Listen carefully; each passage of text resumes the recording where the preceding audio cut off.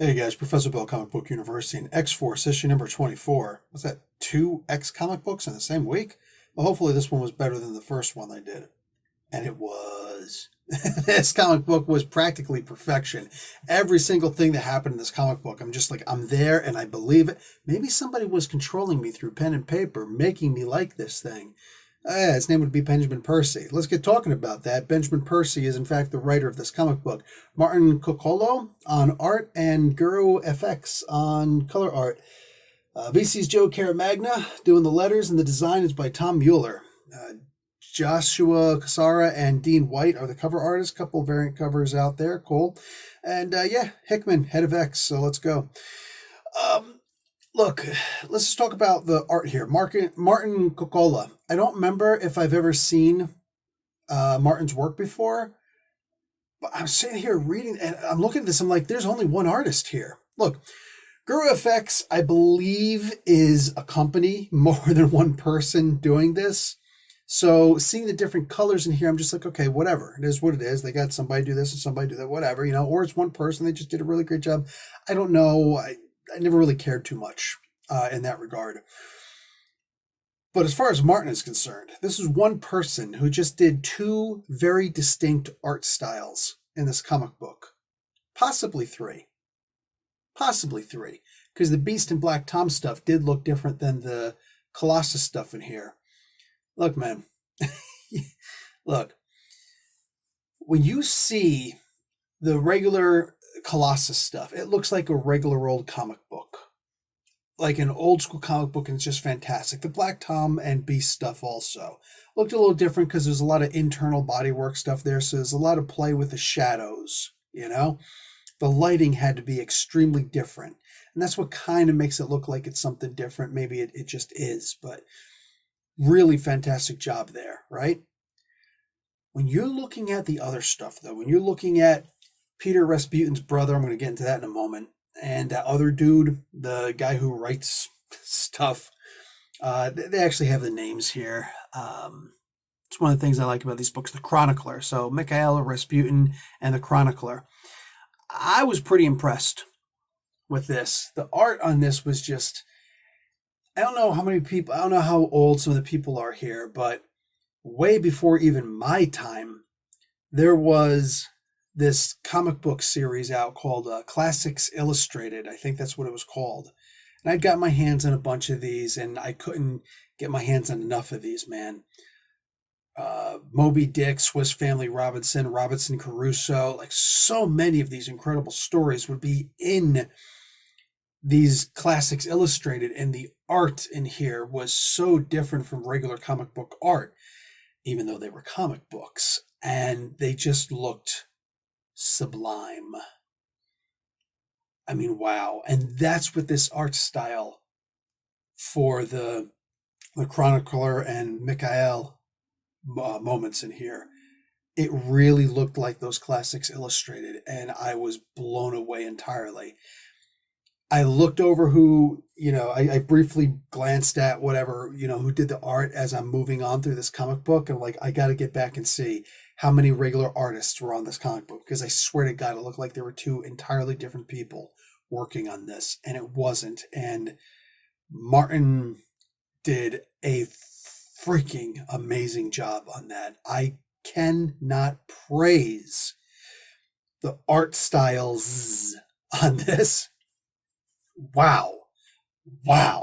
Really good.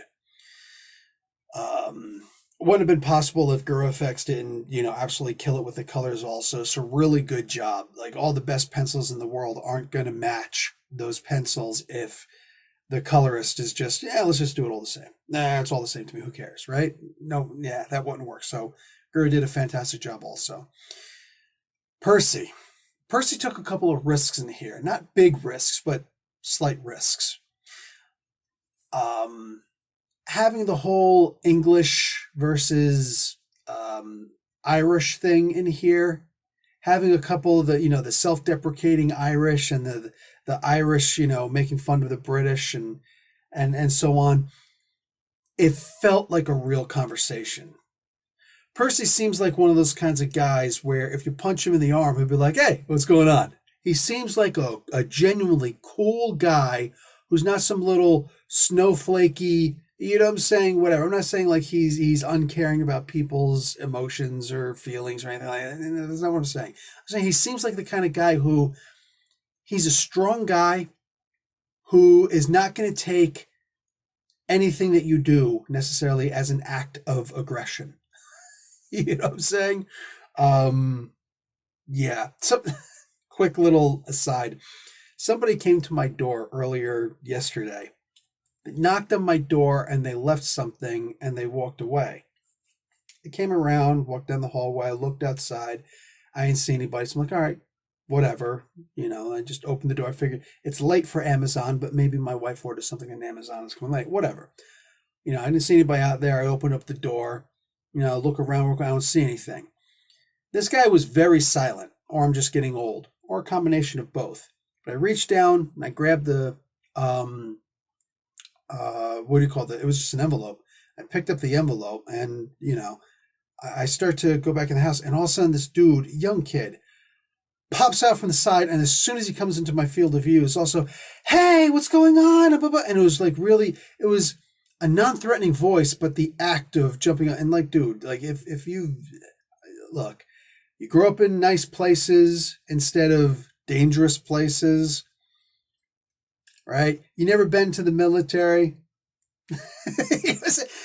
Certain things, you had a very nice, comfortable life, a very safe and sheltered life. It's not an insult to say that somebody's had a sheltered life. You're saying it's more like praise and wow. I wouldn't give up the hard that I've had to go through to get the skin that I've got. But like some people are completely oblivious to the idea that some people don't feel safe, So I hauled back like this and I was ready to just like, boom, knuckle this dude right in the freaking face. It's a good thing he didn't come too close, because if he came like within striking distance, I would have struck him.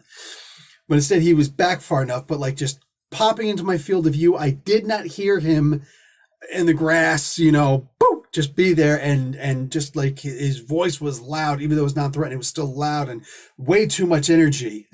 Like I was making dinner. That's how late it was. And I just and it's like, oh, sorry, I didn't mean to, whatever, blah, blah. It was very young. He just doesn't get, I'm like, and I just cut him off right there. I was like, I nearly knocked you the fuck out.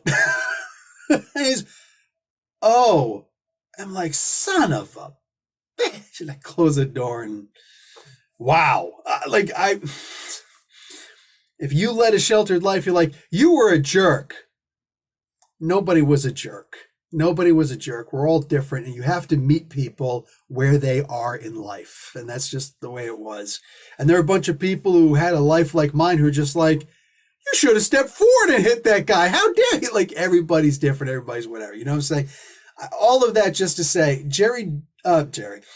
Benjamin Percy literally seems like the kind of guy where if you punch him in the arm, he's not going to take it as a threat.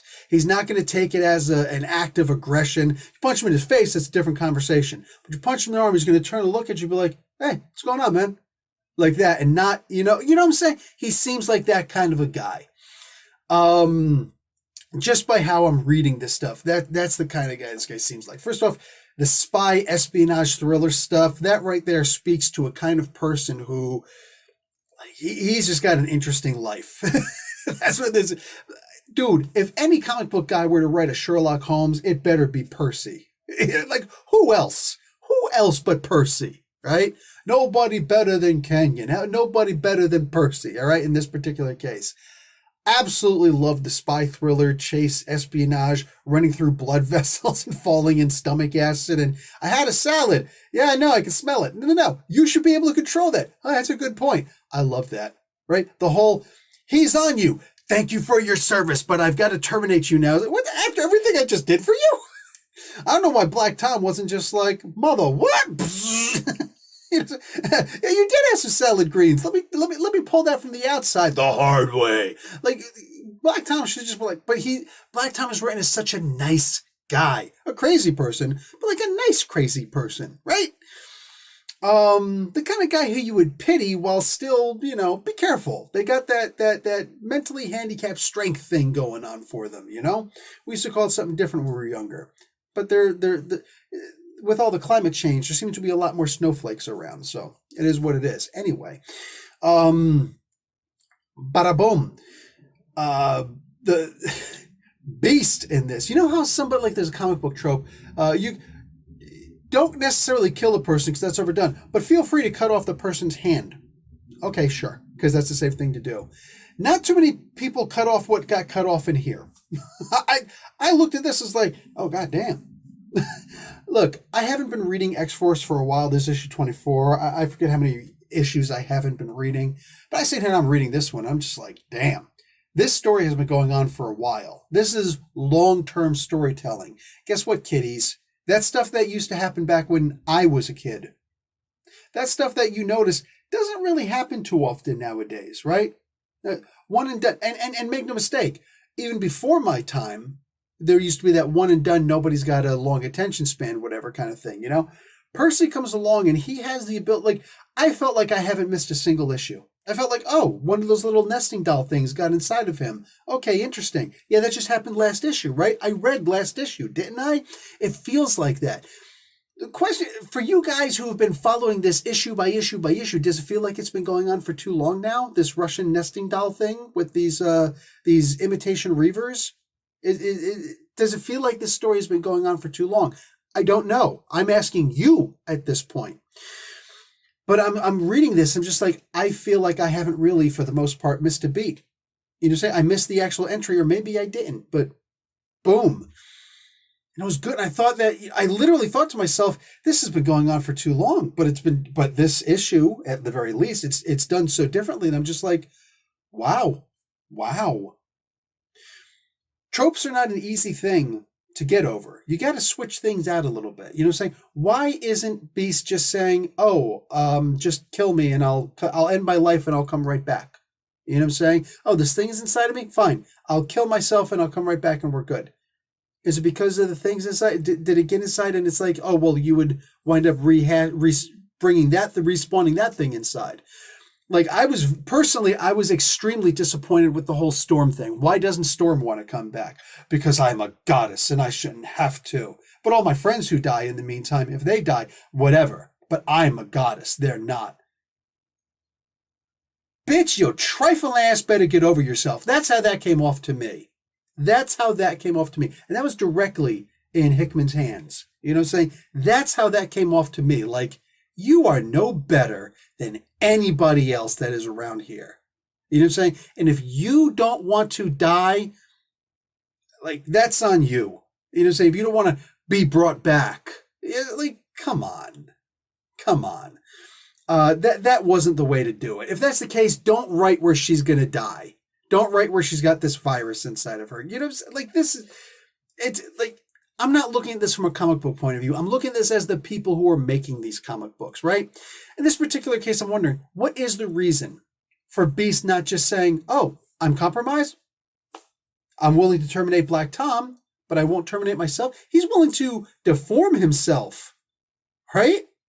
If this thing were coming inside of his pecker, he'd cut his pecker off to continue. Ask any man if they're willing to cut their pecker off. You know what I'm saying? They'd be like, I'm sorry. Why are you answering this question? But that's what I'm looking at this. I'm positive that's exactly what Beast would be willing to do in order to move on. You know what I'm saying? But he's just like, no, I can't die. I can't die right now.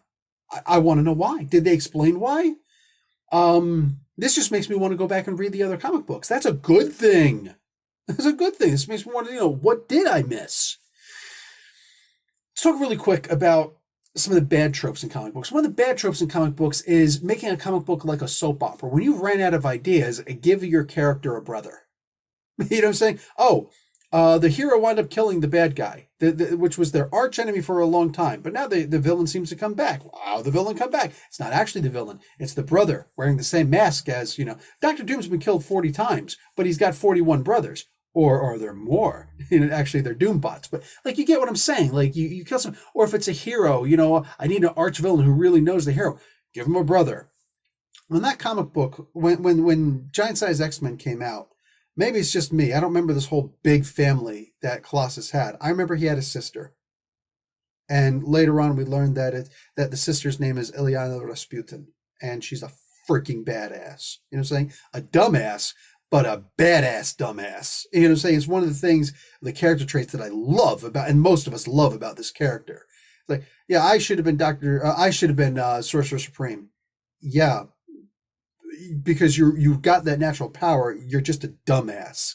You know, saying you're so powerful you don't need to learn how to use the stuff that you do, and you're a sorcerer supreme of your own little dimension where you don't really have to protect anybody. You're mostly protecting us from those things, so you're perfect for that. Sorcerer supreme of Earth, you'd mess it up really bad, even though you're probably more powerful than Doctor Strange.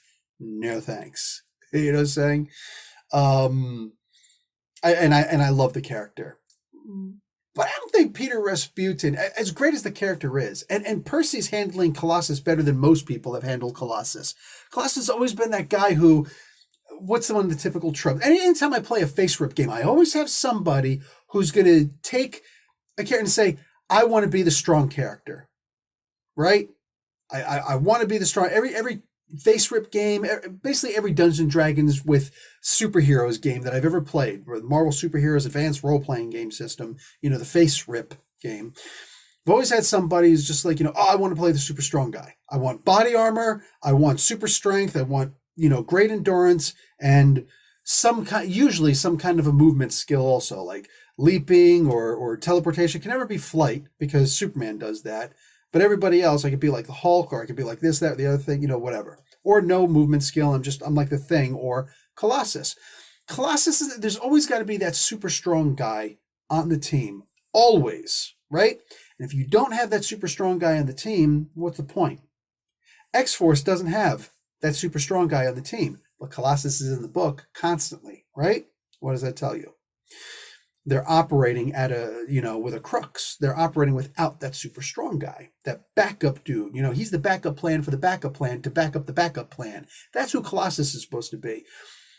But Colossus isn't just like the Thing, and I'm not saying that all these characters are, you know, carbon copies of each other, because they do have their differences that make them special. But just realistically, you know, you got the Hulk, you got the Thing, right? You got all these different characters who you just rattle off, and they're all just, you know, like the super, I'm the big pokey guy, right? And sometimes they have, you know, great personalities like the Thing. Sometimes they have no personalities like Guido. What's so special about Guido? Nothing. It's literally just this big lummox that Peter David threw in and said, Guido. And it's an insult to Italians to call somebody Guido. Come on. You know what I'm saying? Come on. Anyway. But with Colossus is done the way that he realistically should be. He's all about the glasnost. He's all about the peace. He's all about the calm. He's all about the no. I want to go back and I want to do my art. There are plenty of artists in the Marvel Universe. Captain America, I believe, is the first person who was ever drawn and made to be an artist, right? The artist made him an artist. Colossus, however, is the only one who's ever consistently gone with that. If they were doing Colossus right, he would rather paint and stay calm and be cool, you know what I'm saying? And he's going to paint Betsy Braddock, and she's going to be like, I am so wet right now with you doing this stuff. It's from the paints, I'm sure. You know, like that's always who Pieter has been.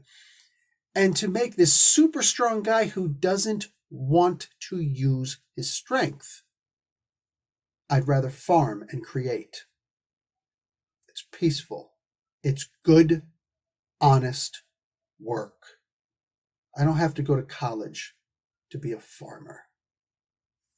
And he's helping a whole lot more people than 99% of the people who are going to college right now, or who have gone to college. He's helping more people right now with what he's doing without that college education and just being a simple, hardworking individual. They look like big, strong hands, right? Never-ending story.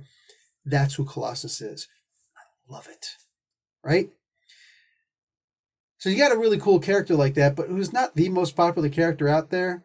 You know, say you ask 1,000 people, who's your favorite character in the comic books? I'd be surprised if a single one of those people said Colossus, right? You go to X-Men fans, that's a different story. But you just go in general, comic book readers. Who's your favorite? I'd be surprised if 1 in 1,000 said Colossus, right? So why would somebody go and give this guy a brother? I never saw that in the beginning of it. I never saw that. Honestly, I may have read a comic book with Mikhail Rasputin before. In fact, I'm positive I have, but it was always one of those afterthought things where it's like that typical thing in a freaking comic book. You know what I'm saying? That soap opera type thing.